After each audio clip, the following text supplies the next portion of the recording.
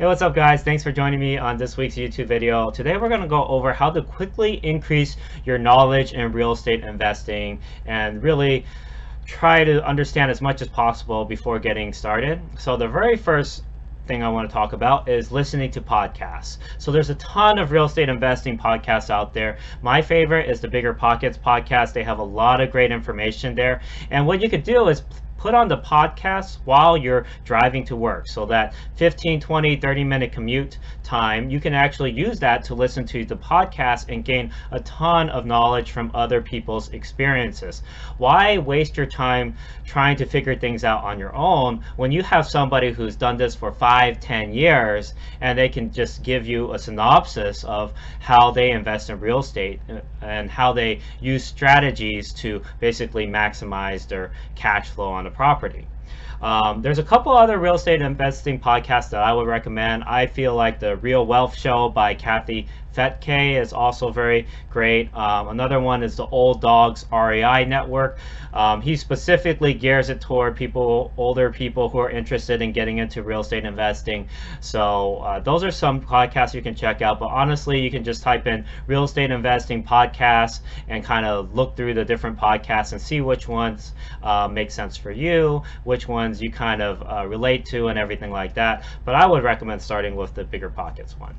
The second thing I recommend is finding a mentor. So it's so important that you find an accountability partner or a mentor to help you walk through the steps, and it'll save you a ton of time. You know, this person has been doing this for, let's say, 5-10 years, right? They've made so many mistakes, I'm sure, and they've learned from them, and they can teach you how to avoid those same mistakes. But not only that, but tell you what worked best for them, so you don't have to do all that trial and error and waste all that time for the first 1 to 2 years of investing. Instead, you can basically take the shortcut and learn from a mentor and a coach who will basically skyrocket your portfolio.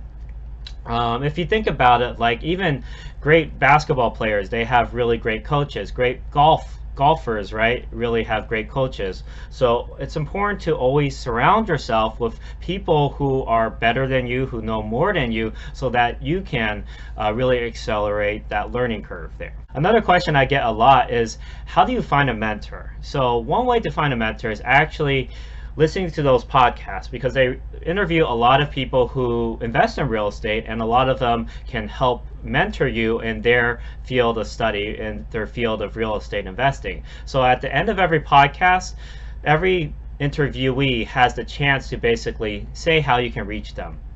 So listen to the end of the podcast where they say, okay, this is how you can contact me, and then go ahead and shoot them a DM or however they say to contact them. Another way you can find somebody is through Bigger Pockets. Bigger Pockets has a huge website with a lot of people on their forums, and you can actually look into people's profiles and see what type of experience they have, see what type of advice they're giving. If it sounds like this person is pretty good at what they do, then go ahead and send them a direct message on Bigger Pockets.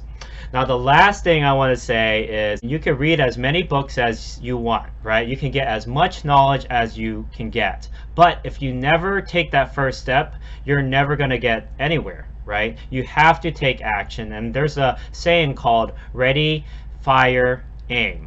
Instead of ready, aim, fire, it's ready, fire, aim, meaning that you should try your best to, get as much knowledge as you can, but then at some point you need to just fire and then aim, meaning figure it out along the way. So it doesn't have to be perfect at first, but try to do your best to buy a good deal. It doesn't have to be a great deal. It could just be a normal, okay deal. And then with real estate, it's really cool that it's very forgiving. Like, you make appreciation, your rent increases.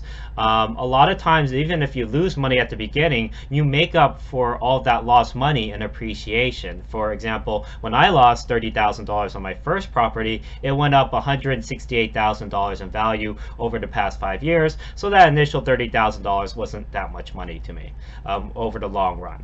So it's very important, guys. Just get started, take action, and then find a mentor and figure it out along the way. Have them guide you, right?